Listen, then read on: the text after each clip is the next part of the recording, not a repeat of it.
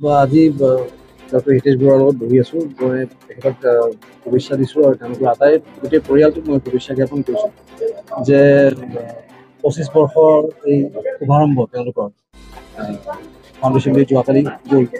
গতিকে মই তেওঁলোকলৈ মোৰ আন্তৰিক শুভেচ্ছা জ্ঞাপন কৰিছো, কাৰণ মোৰ এই ক্ষেত্ৰত মোৰ এটা স্বাৰ্থ আছে। স্বাৰ্থটো এইটো যে মই ছবি উদ্যোগটো চলচ্চিত্ৰ উদ্যোগটোৰ লগত জড়িত, আৰু তেওঁলোকে নেম কেয়াৰে সদায় they have been very considerate towards all the actors আৰু যিখিনি কলা কৌশলী আমাৰ ছবি উদ্যোগটোৰ লগত জড়িত বা সংগীত জগতৰ লগত জড়িত তেওঁলোকৰ লগত, সেই ক্ষেত্ৰত মই সদায় তেওঁলোকৰ ওচৰত কৃতজ্ঞ। আৰু আজি মই তেওঁলোকৰ ওচৰত মই পুনৰবাৰ ধন্যবাদ জ্ঞাপন কৰিছোঁ যে আজি এনে এটা শুভ মুহূৰ্তত তেওঁলোকে মোক মাতি আনিছে বুলি। আৰু প্ৰদীপ ফিজিকেল যিটো ধৰণৰ ট্ৰেইনিং মই লৈ থাকোঁ, মই বুজি পাওঁ ইয়াৰ মাহাত্ম্যটো, কাৰণ মই নিজে বহু ধৰণৰ ফিজিকেল ইঞ্জুৰি মই ছাষ্টেইন কৰিবলগীয়া হৈছে লাষ্ট 38 ইয়াৰ্ছ। 38 বছৰ মই ফিটনেছৰ লগত জড়িত। মই নেশ্যনেল জিমনাষ্ট আছিলোঁ, গতিকে মই পেইনটো বুজি পাওঁ আৰু ইয়াৰ ৰিকুৱাৰমেণ্টটো বুজি পাওঁ যে কি ধৰণৰ ৰিকুৱাৰমেণ্ট এজন স্পৰ্টছমেনৰ থাকে আচলতে এই ক্ষেত্ৰত। আৰু যিটো বস্তু আমাৰ আজিলৈকে আমি দেখিছোঁ সদায় আমাৰ এই বস্তুটো আমাৰ ইগন'ৰ কৰি থকা হৈছে, বা সদায় আমি এই বস্তুটো আমি এটা টেকেন ফৰ গ্ৰাণ্টেড যে অসুখ হৈছে বা দুখ পাইছে বা ঠিক হৈ যাব নিজে নিজে সময়তে। কিন্তু তাত যদি অলপমান মেডিকেল হেল্প আহে, এজন স্পৰ্টছমেনৰ যে কেৰিয়াৰটো ছেভ হ'ব পাৰে, এজন মানুহৰ যে পাৰ্মানেণ্ট ডেমেজ হোৱাৰ পৰা বাচিব পাৰে, এই কথাটোৰ গুৰুত্বটো মই বুজি পাওঁ। গতিকে মই আজি ইয়াত উপস্থিত থাকিবলৈ পাই ঈশ্বৰৰ ওচৰতো মোৰ ধন্যবাদ আৰু কৃতজ্ঞতা জ্ঞাপন কৰিছোঁ যে মই মোৰ অভিজ্ঞতাখিনি মই মানুহৰ মাজত শ্বেয়াৰ কৰিব পাৰিম।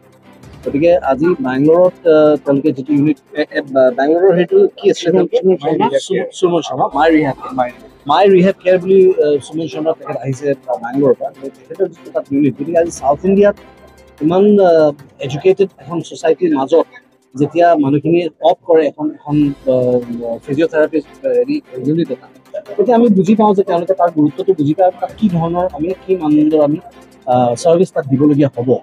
গতিকে তাত পোৱা মানুহখিনিৰ যিটো ছাৰ্ভিচ, আজিৰ পৰা আমি সগৌৰৱে ক'ব পাৰোঁ যে নেম কেয়াৰত যিখিনি ছাৰ্ভিচ তেওঁলোকে পাব in terms of physiotherapy plus rehab, মই ভাবোঁ যে সেইটো একদম সমান হ'ব। গতিকে মই it's a great news for us, আমাৰ কাৰণে খুব ভাল হ'ব। বিশেষকৈ স্পৰ্টছমেন, বিশেষকৈ ইঞ্জুৰি হোৱা পেচেণ্টছ, এক্সিডেণ্ট পেচেণ্টছ, বা যিখিনি ধৰক কাৰ্ডিয়েক এৰেষ্ট হৈ হেৰি হোৱা এৰেষ্ট যিখিনি তেওঁলোকৰ যিটো ৰিহাব দৰকাৰ হয়, সেইবিলাক বস্তু এতিয়া তেওঁলোকে সহজে উপলব্ধ হ'ব তেওঁলোকৰ বাবে। গতিকে মই নথৈ আনন্দিত আজি ইয়াত উপস্থিত থাকিবলৈ পাই। আৰু মিডিয়াৰ ভাই বন্ধুসকলকো মই ধন্যবাদ জ্ঞাপন কৰিছোঁ যে আজি এনে এটা মত তেওঁলোকে আমাৰ লগত আছে। এই বাৰ্তা ইয়াৰ পৰাই বহুত দূৰলৈ যাওক, যিখিনি মানুহে ভুগি আছে তেওঁলোকে সকাহ পাওক, সেইটো আশাৰে মই আজি ইয়াত আহি উপস্থিত হৈছোঁ। আশা কৰোঁ নেম কেয়াৰৰ এই প্ৰচেষ্টা যেন সুন্দৰকৈ আগবাঢ়ি গৈ থাকে। ধন্যবাদ। নেম কেয়াৰৰ 25 বছৰ হোৱাৰ কাৰণে অশেষ উইচ কৰিছোঁ।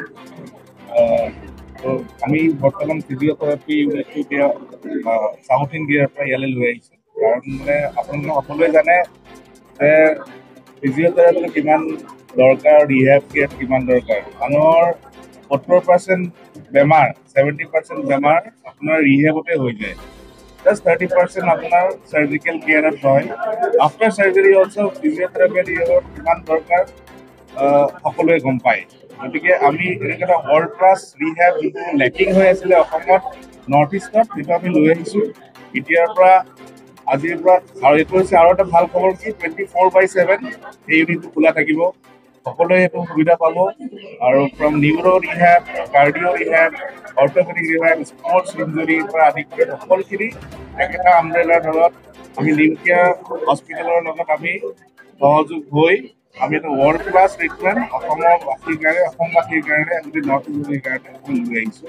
গতিকে বেছি কথা নকওঁ, মানে আপোনালোক আহক। আৰু এটা কথা কি, কাইলৈ অহাকালি 4 তাৰিখ ৰাতিপুৱা 10টাৰ পৰা 3টালৈকে এটা ফ্ৰী কেম্প ৰখা হৈছে। আপোনালোক সকলোকে আহিবলৈ, যাৰ হেৰি দেখাবলৈ আছে আহিব। আৰু যদি ভাল ৰেচপঞ্চ হয় আৰু এদিন আমি বঢ়াই দিম। ইয়াতে মই হেৰি কৰিছোঁ, আৰু আহক আপোনালোক কাইলৈ।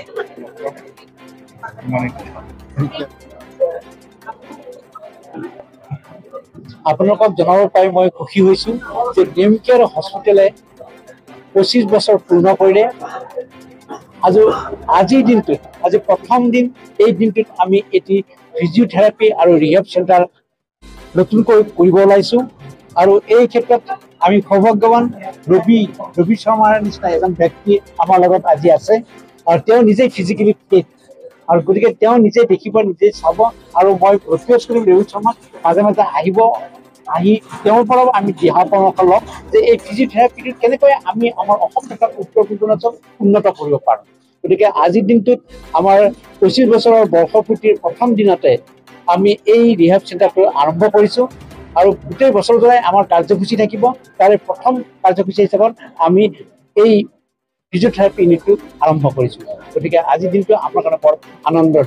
এই দিনটোত মই এটা কথা উল্লেখ কৰিছোঁ, এই যে ফিজিঅথেৰাপি ইউনিটটো আমাৰ বেংগলোৰৰ মাই ৰিহেব কেয়াৰ সুমন শৰ্মা তেখেতে আমাৰ লগত আছে।